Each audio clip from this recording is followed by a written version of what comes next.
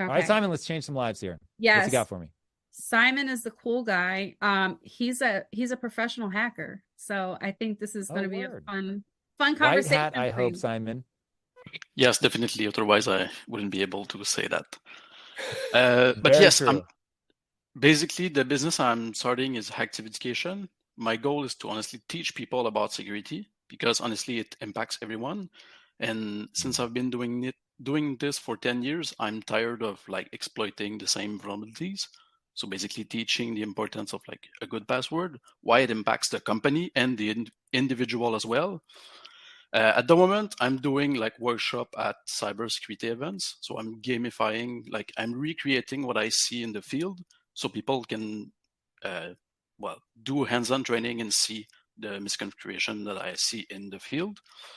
I'm currently targeting like people who have basic IT skills, so that it's easier to get into cybersecurity. But ideally, the real big goal would be to impact people, just teach people the importance of security because honestly, it impacts everyone. So one of my question for you is like, my current goal is just to impact 500 people in workshops by December 2025. The main issue I have with that is the metrics impacts. I'm not sure how to define it properly. Like I can check subscriber, I can check tech note, I can check testimonials, but like it seems to be all the proxies for it. So like how can I really have a metric that I can measure that's really show me that I'm progressing to my goals, basically? Yeah, so despite the name of my company, I think impact is a terrible metric to pursue. It's a spiritual metric. So it allows you to orient from a value system perspective, like, hey, we're impact theory. We want to positively impact people. We want to get a growth mindset at scale through entertainment. Okay, cool. But none of those are going to be the metrics by which we steer. So you are going to have to turn this into a proxy. You also need to remember not to confuse the finger for the moon as it goes. So if you're pointing up at the moon, you don't want somebody looking at your finger. You want them looking at the actual moon. So you know that what you're trying to do, and you should probably even define impact farther, like to positively impact people in what direction? Like, what do you want? You want them to take their security more seriously? And how are we going to create a questionnaire that you push people through? And it's like, okay, on my side, Delia, I'm frozen. So if you let me know if I'm still coming through, You're okay okay. now. You were glitching for a little bit. On my side, I still look like I'm glitching.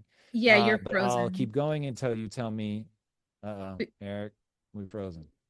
I I There, could if you can hear can't the hear hear me, sound I you. don't though. think Simon's going to be able to hear me. Yeah, yeah, I Okay, hear if you. you can hear my audio, we'll just keep chugging. Yep. Okay, Okay. so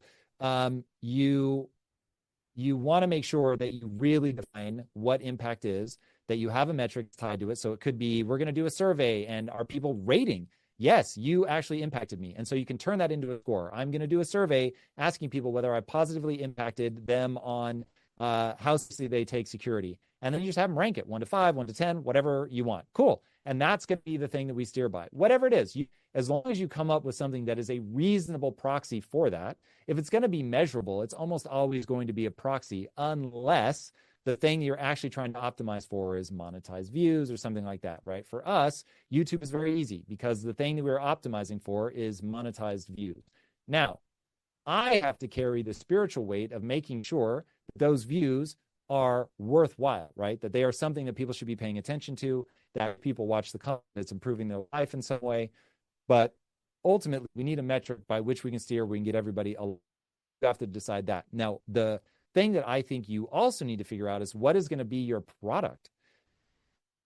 Ways you other I can people had a expand upon white the hat product if you want. hack. Yeah, go for it.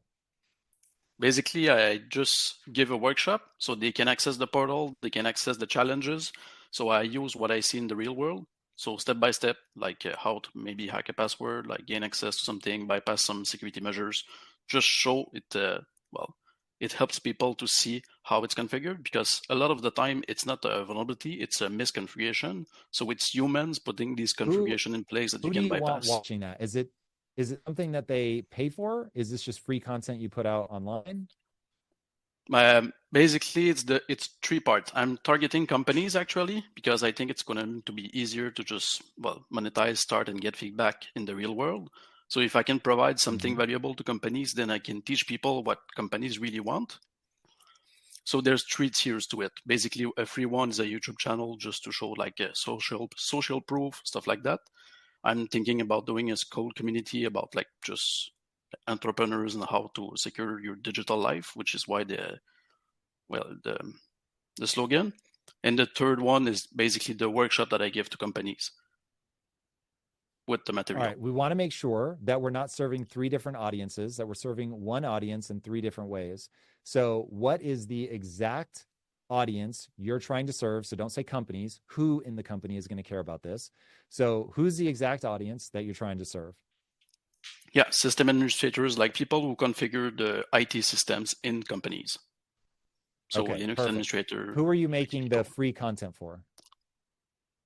At the moment, I'm showing at the moment is people who are already enthusiastic about offensive security. So the target market is a little bit missed there. Okay, so this is where you have to be really careful, because you want to make sure that when you're doing the free content, that it's adding value to the same people in the same way as the thing you're going to sell. Otherwise, you break what we call a straight line here at Impact Theory. You need a straight line from the free organic content to the thing that people are going to pay for. And when I say straight line, I mean it's the same kind of content impacting the same person in the same way, just in a different method. And the traditional straight line is going to be social media to lead magnet to value add drip campaign via email to conversion. Okay, that's the typical straight line.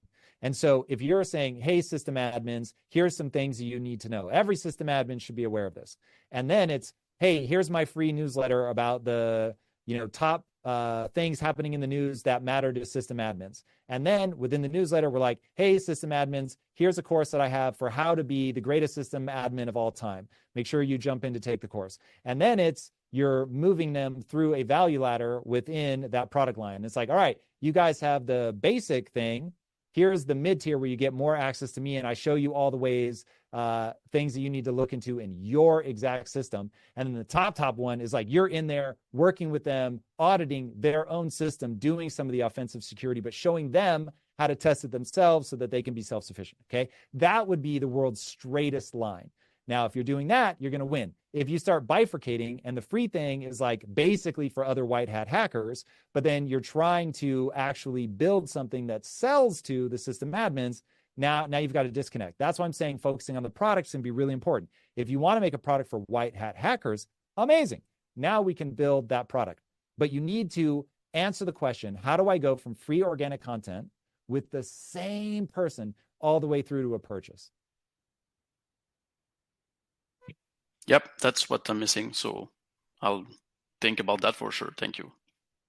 That's the game. And look, nobody is more empathetic than me that a lot of times it's like, that just feels a little bit boring. It's like, I don't want to do that same thing. I want to do a bunch of different things. And that's fine. You can do that. It's just not going to generate money. I'm fine with doing something that people seems boring. Like I've lost weight doing that thing. So I just need to just focus and like, if I know what will work, if I know my goal, I honestly don't care what it's going to take. So we will see each other for sure. I love that attitude. Straight lines, straight lines. A straight line means I am going from organic, free content that I can just put out into the universe that's impacting a very specific target market. And then I carry that exact value type proposition for the exact same person all the way through from organic to lead magnet to email drip sequence to product. Let's assume it's a course. And then I value ladder them through my product. That's it. That is the straight line. And so it just requires that you identify the exact person you're trying to help and in what way. So what's the problem you're solving for them? Exact person, exact problem. And then just carry that all the way through the value ladder. So a quick follow-up on that. I thought like you start niche to really build the product that is more valuable. And after that, you try to expand it. But can the audience increase or enlarge over time? Or am I going wrong there? Of course. So this depends on how you want to grow your audience. So you could go from like a very specific problem that security admins face to all the problems that a security admin faces. That would be one way to scale. You could go from security problems that a security admin at a company would care about to all of the security problems that anybody would care about. You can do starting with security admins, taking them all the way through, and then adding a second thing that's like your consumer grade. So you're still the security guy, but now instead of just focusing on the corporate side, we add the consumer side, right? This is what we do at Impact Theory. So we walk people through how to scale their business, but we also walk people through how to build their mindset. Two different things. One is B2C, and then the other is C2C. So sorry, it's B2B and the other is B2C. I'm like, why did those letters not sound right? So yeah, you can add both of those depending on how you want to scale. So there is no one single path to scaling. There are many. You're going to want to walk through what one speaks to your personality, what one speaks to your product set, et cetera, et cetera. Nice. Thank you. Thank you for joining us today, Simon.